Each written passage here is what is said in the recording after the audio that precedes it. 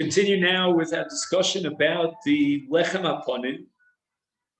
And so far, we've focused our attention on how to create the lechem haponim. What do they look like? We'll have to, we need to review this, and we need a little bit of a picture to get the exact dimensions of the lechem haponim. We spoke a little bit about sidur halechem al hashulchan, how many kohanim we need, and how we pass on the new lechem haponim from this week on the part of one group of kohanim of the Anshe Mishmar, and we remove the lechem haponim of last Shabbos's shulchan with another group of kohanim, and we spoke about removing the bazichim and replacing the bazichim. And at the end of the day, we had 8 kohanim that were involved in the mitzvah and the avoda of sidur lechem haponim al hashulchan. Then we had a machlokes between Rabbi Yossi and the Chachamim as to whether or not they had to remove the new lechem haponim. To replace the new lechem haponim in such a way that immediately following the removal of last week's lechem haponim, there would be the placement of this week's lechem haponim. That's the sheet of the Chacham derived from Talmud, as opposed to Rabbi Yossi, who says no, there's only a din of linas laila, that within a period of a laila, we have to make sure that the shulchan is hosting lechem haponim, is equipped with lechem haponim.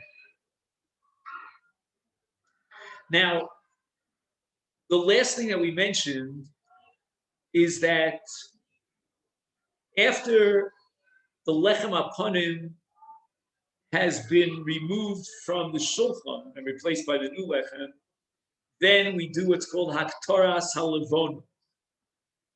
And we take the levona in these 2 bazichim, and we pour the levona onto the mizbeach, and we maktir the levona on the mizbeach. And we pointed out that haktoras halevona has a very prominent impact on the lechem haponim. It's matir the lechem haponim le'achila, such that if there would be no levona, then there would be no achila of the lechem haponim. And I just wanted to add to that paragraph that we ended with yesterday that the Rashba, which is quoted here in a footnote, says that each bazik b'fnei atzma was matir, it's marocha, meaning it's not an all or nothing proposition. You could have 6 out of the 12 lechamim of the lechem haponim that can be, where the other 6 cannot be. And it would depend upon whether the bezech, there were 2 bazichim. So one bazich was for 6, and the other was for the other 6. It was placed on the shulchan in 2 different sides, and each marach of 6 would depend upon its accompanying bazich. And last but not least, we said that the lechem haponim were divided 6 for the Kohen Gadol, and the remaining 6 for the Anshe Mishmar, and it was divided up between the Anshe Mishmar Yotzei and the Anshe Mishmar Nichnas. So now we're going to start a new topic within the old topic, a new dimension of lechem haponim, and that's Shabbos. Obviously, we place the lechem haponim on the shulchan on Shabbos. That's not an issue. There's no malach involved. You're not violating the Shabbos. However, when do we bake the lechem haponim? And that could be relevant to both Shabbos and Yom Tov. Let's say, for example, if Friday would be a Yom Tov, and the lechem aponim of the new week has to be baked before Shabbos, can it be baked on Friday? And in this case, Friday is Yom Tov. And the principle which is established by the Mishnah on Daf Tzadi Heyam and Beis and the Sechem Menachos is that afias lechem aponim eina docha lo as Shabbos v'lo as Yom Tov, which means that if, let's say, leaving Yom Tov out for a second on a regular Erev Shabbos, you could not bake the lechem aponim on Shabbos. You'd have to bake the lechem aponim on Friday, and we'll see exactly how we can pull that off and guarantee that the lechem still remains fresh for tomorrow for Shabbos. But it cannot be baked on Shabbos. And now we're adding Yom Tov, so that in a case where Friday is Yom Tov, we're going to have to bake the lechem aponim on Thursday. Now, what happens if you could have a 2-day Yom Tov, which would include both Thursday and Friday? And that's what we're going to discuss now. L'das chachamim, she'af eino doche es ha-yontiv, im chal yontiv bi erev Shabbos, ofen so b'yom chamishi. So fine, you'll bake it as early as Thursday. V'im chalu shnei yomim tovim. Where do we have a possibility of 2 yomim tovim here in the land of Israel on a Thursday and a Friday? Only Rosh Hashanah. Because Rosh Hashanah has a special category of what's called Yoma Arichta. And you can have Rosh Hashanah on a Thursday and a Friday with an Isa Malach on both those days. We're going to have to now bake the Lechem Aponim as early as Wednesday.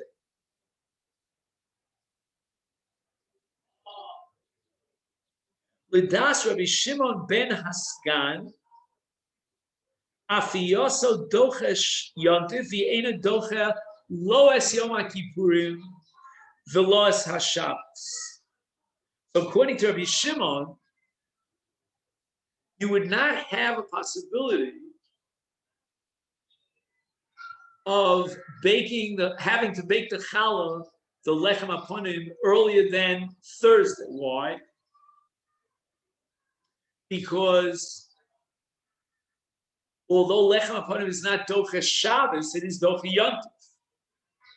However, you could have a situation where, even according to Rabbi Shimon, the lechem aponim has to be baked on Thursday. You can never have Wednesday, because there's no such thing as 2 days Yom Tov, because even in Rosh Hashanah, the law is, according to Rabbi Shimon, that afias lechem aponim overrides the Shabbos.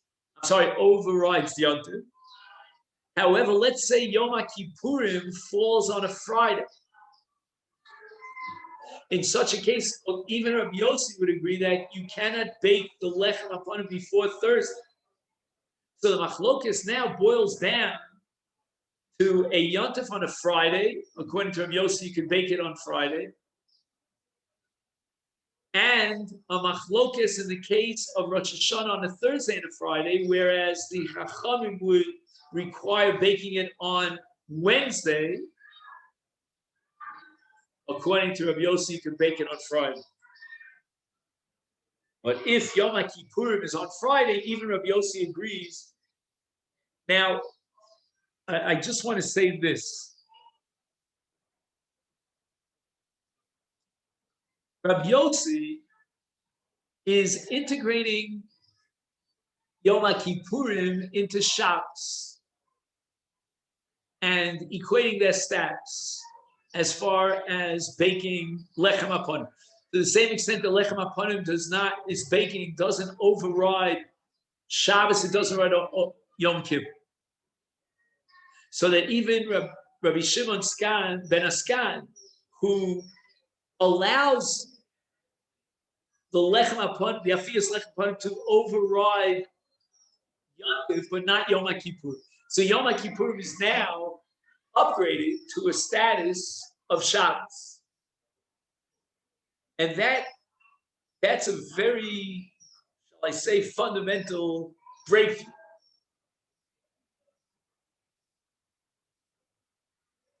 we count 6 olim to the Torah on Yom Kippur. On Yom Tif, 5. On Shabbos, 7. On Yom Kippur, 6. It's indicative of the ambiguous Bein Hashmashos status of Yom Kippur. On the one hand, it's not Yom Tif, it gets 6. On the other hand, it's not Shabbos, it gets 6 and not 7. So it's not Yom Tif to get 5, it's not Shabbos to get 7. My Rebbe once told us that in Lita, where he was born, there were two minhagim in the community. One minhag said Good Shabbos on Yom Kippur. The other said Good Yom. I think here in Israel it's more common to say Good Yom. You imagine saying Good Shabbos on Yom Kippur. You have to be a big lamed for that. You have to know this sugya menachas about Yosef, Reb Shimon.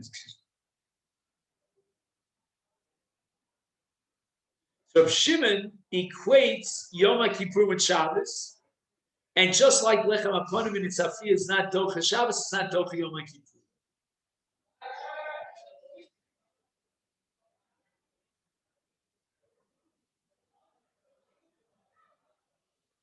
By the way, the Netziv Mival Lashon has a discussion about whether or not Meleches Ochel Nefesh is a category that applies to Yom Kippur.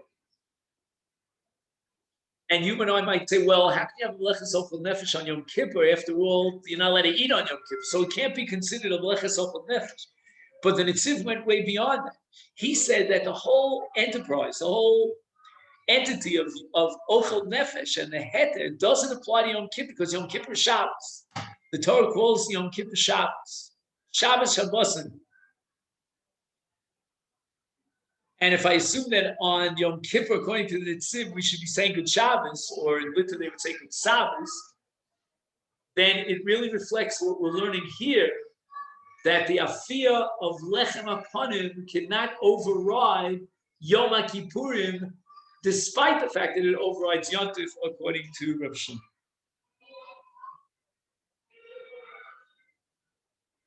And now he quotes a sheet of Tosfos. Tosfos says the following.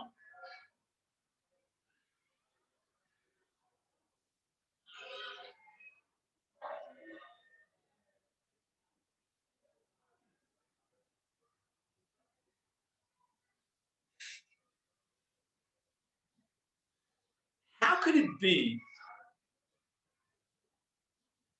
that the afiyah of the Lechem Aponim would take place on Friday, possibly on Thursday, even according to Reb Shimon, and possibly as early as Wednesday, according to the Chacham. In case of Rosh Hashanah on a Thursday and Friday.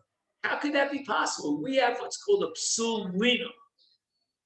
Anything that has the status of Hegdesh, Kodshim, cannot be left overnight. Once you bake the Lechem Aponim on Friday, then you need to wait till Shabbos in order to put it on the shulchan. That's going to already be a psul of lina. And Tosfos is so bothered by this that he wants to suggest that if there would be a psul lina, then we have to conclude that Lechem Aponim and its afiyah is Docha Shabbos. Says Tosfos, is there a psul lina in Lechem Aponim or is there not? And it depends upon the oven. What is the status of the oven, the tanur, into which we put the dough, the soles, etc., in order to bake the lechem aponim? Is it a tanur that's endowed with the sanctity of a kli shares, or is it just any tanur? If you assume that the tanur is the tanur in the mikdash of hegdesh of kli shares, then the din is that kli shares is makadesh anything that goes into the kli shares. I mean, if it fits the kli shares, not just that you just flop put it together, but obviously the dough belongs to the oven, and now becomes possible lina. The Tosa says that L'shitas Tana Shal Mishnah, Afiyasam, right? There's a Tana in the Mishnah Daf Kuf that maintains that the Afiyah of the Lechem HaPonim had to take place in the Azora, in the Tanur HaMekudash B'Kedushas Kli Sharetz. Says Tosfos, if you're going to insist that the baking of the Lechem HaPonim take place in the Azora, then by definition the Tanur is a Kli Sharetz, and therefore it's Mekadesh the Lechem, and now it's going to be possible, Lina. Hence, I have to assume that the Afiyah takes place on Shabbos itself. Unbelievable Chiddush in Tosfos. So until Tosfos, we thought that all the Tanoim agreed unanimously that the Afiyah is only a preliminary stage in the Lechem HaPonim, and it would not override the Shabbos. Now we're saying no, that the Tana of the other Mishnah, not the same Mishnah we're dealing with, who maintains that the Afiyah has to be in the Azora, hence the Tana is a Kli Sharetz, he could not possibly tolerate baking the Lechem HaPonim on Friday. He would have to assume that the Lechem HaPonim and its Afiyah is Dochet over Shabbos. Unbelievable Chiddush it is.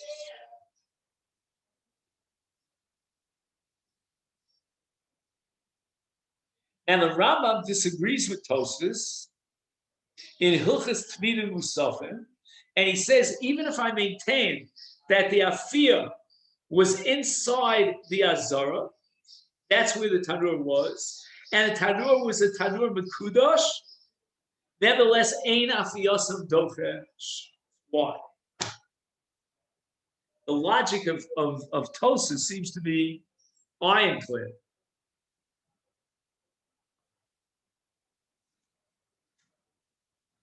So if you have the text here, we're going to take a look at footnote number Pei, which is the last footnote on page Vav.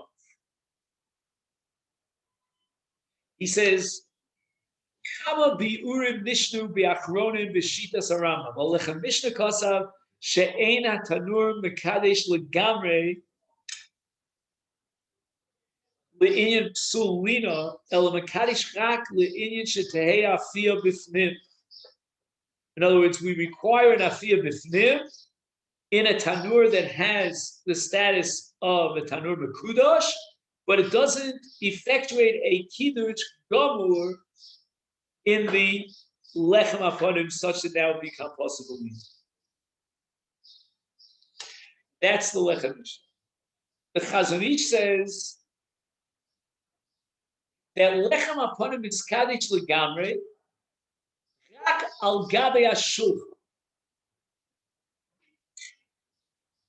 He says that although we will bake the lechem haponim in an oven inside the Azara, but nevertheless, the kiddush of the lechem haponim will only take place later on. There's a two-stage process. And stage number one, which is the afiyah, is delayed as far as kiddush is concerned. The actual implementation of kiddush will be delayed and postponed until the lechem is placed on the shulchan. Very, very complicated halacha.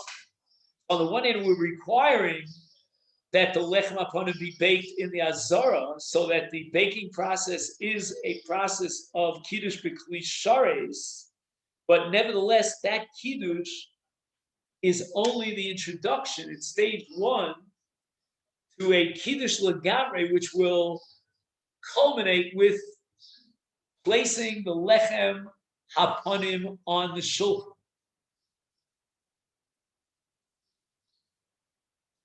Now, where do we find a precedent, asks the Chazon Ish, for a delayed kiddush process? And he finds this precedent in the case of the Shtei HaLechem that we discussed 2 days ago. And the Shtei HaLechem will only be sanctified after the Shechita of the Kivsei Atzeres. So once again, we have a delayed process. We bake the Shtei HaLechem, presumably inside the Azara, in a Kli Sharetz, but the Kiddush Legamre is now postponed and it will only be clinched with the beginning of the avoda of the kivsei atzeres, which means the shechita. And now we have a third possibility in understanding the Rambam Shita in the name of the Chafetz Chaim. Kevan sheklishares eno makadshim el midas is tzarich lechamim b'shas afiyas halechem. Now, this premise has to be taken under advisement, but he's assuming that he can't just say somebody accidentally poured something or placed something inside a klisharis and now becomes sanctified. He's got to place it in the klisharis for the sake of kiddush. He utilizes this mechanics of klisharis and its power in order to be mekadesh that which he needs to be mekadesh.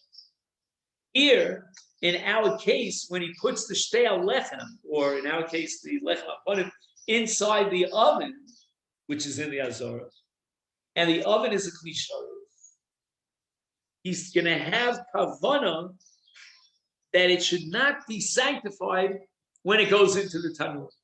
So again, let's just present the shita of the Chafetz Chaim with three premises. Premise number one is that the lechem aponim has to be baked in an oven inside the azara, and the oven has the status of a klisharis.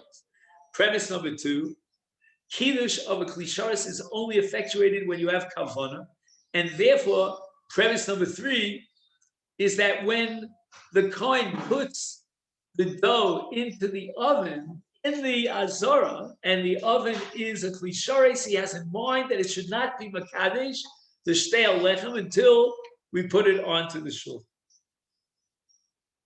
Hence the Rambam Shita that even if I hold that you require kiddush inside the azara, the tanur, nevertheless the afiyah is not docher Shabbos.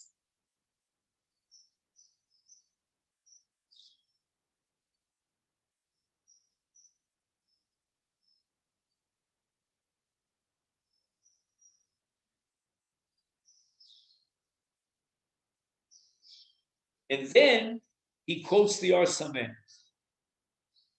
Davar shemitzvasol asoso hayom kidei sheyamod liyomim haboyim eno nifsal belina. A whole new breakthrough about the psul of lina. Lina is a result of a violation of the laws of Hakrov, meaning if you were meant to be makriv this today, then lina passes. But in the case of the lechem aponim, when you're baking it on a Friday, maybe even as early as a Wednesday, it's not meant to be placed on the shulchan until Shabbos. Then there's no psul lina. So even though you have kiddush kli, but the kiddush kli is a delayed reaction. The kiddush, which would engender a psul of lina, is propelled forward in time until the day in which you are supposed to do the avodah. So again, just to summarize, we have all of four different explanations of the Rambam as to why there's no psul lina in a situation where they bake the oven before Shabbos. We have the Lechem Mishnah who says that the kiddush is only as far as the lechem, but not as far as the psul lina. We have the Chazon Ish that the kiddush is only a kiddush which is clinched later on when he puts it on the shulchan. We have the Chafetz Chaim who says that a klisharis is only mekadesh midas, and here he has in mind that the klisharis should not be mekadesh. And finally, the Or Samen. If we put something in a kli for Yom and Boim for the future, then there's no kiddush until the future, and therefore there's no psul lina.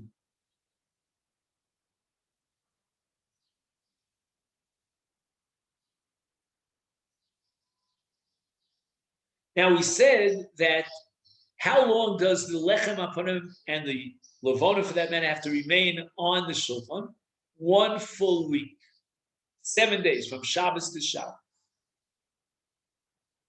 What happens if, for some strange mistake happened and they placed the lechem aponim on the shulchan after Shabbos?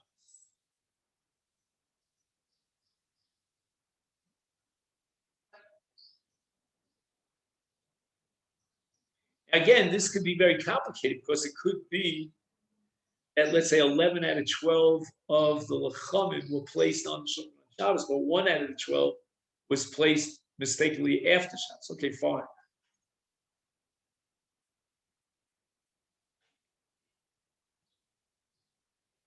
So the halacha in this case is that if he went ahead and he was maktir the levona 6 days down the line, so that they placed the lechem hapanim on the shulchan on a Sunday, but they were only maktir the bazichin, the levona, on Saturday. In such a case, once they were maktir the bazichin, the lechem is possible. But if, on the other hand, they delayed the haktaras habazichin until the lechem matured, so to speak, and went through the full week until next Shabbos, so the haktara of the levona took place together with the lechem aponim a week later, then it's kosher. So the whole discussion about passeling the lechem aponim is because he went ahead and he was maktir the levona separately, independent of the lechem aponim. He didn't want to wait around for the lechem aponim. Lechem aponim was already late. But if, on the other hand, he would ask us what to do, we would tell him, wait a minute, don't bother being maktir the position. Let's wait until the lechem aponim gets its full time, serves its time on the shulchan. And then we're going to be maktir the position. That would be okay.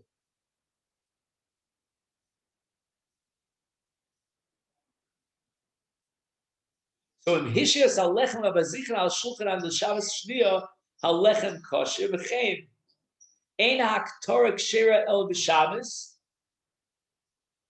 v'alkein afilu miniachas halechem v'abazichin Shabbos k'mitzvasa.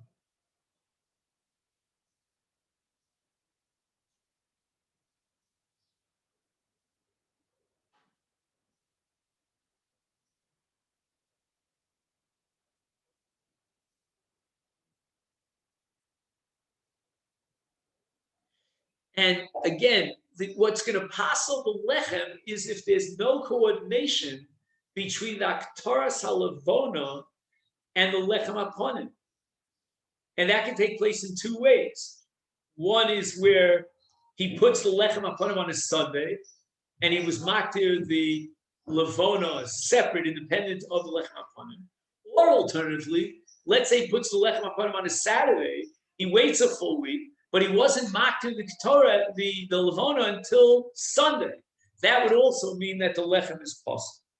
And the reason for this is because it is the haktaras halavona that effectuates the matir of the lechem.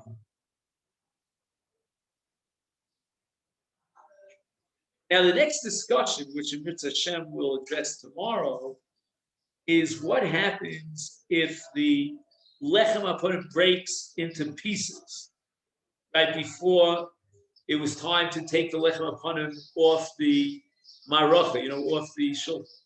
And sometime before the end of that full period of leaving the lechem aponim for a week on the shulchan, somehow the lechem broke into pieces before that happened.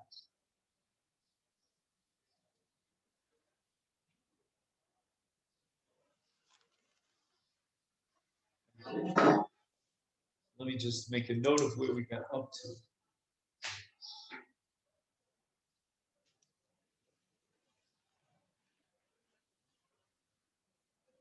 Now, you know, Rabosa, I don't have to tell you this, that the Lechem Aponim was very miraculous. And when they took the Lechem Aponim off the Shulchan a week after they had put it on the second Shabbos, they found that it was as fresh and as hot as it was when they put it on the Lechem Aponim a week earlier. And that was a tremendous miracle. And that's called Kisiluko Kach Siduro. Kisiluko means when we take it off, it was in the same situation as Siduro when we put it on the Shulchan a week earlier. So the Lechem Aponim is really something spectacular. It's something that belongs to a different world, a spiritual world, an infinite world, where the laws of nature do not determine. Normally a loaf of bread, how long can it last before it starts deteriorating, getting stale? And yet the Lechem Aponim was as fresh a week after it was placed on Zvek as it was a week earlier when it was placed straight out of the oven onto the shulchan.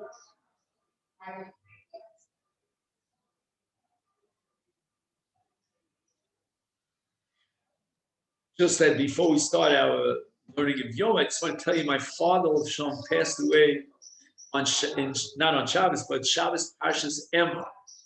And he himself in his lifetime has a whole drasha of Parshas Emor about the Lechem Aponim. Lechem Aponim is in Parshas Emor. And everything that he says there about the Lechem Aponim is so appropriate for he himself. This was many, many years before he passed away, but he almost wrote his own eulogy because whatever he says about the Lechem Aponim and its freshness, the fact that it belongs to an infinite world of spirituality and divinity, that's all so appropriate for him.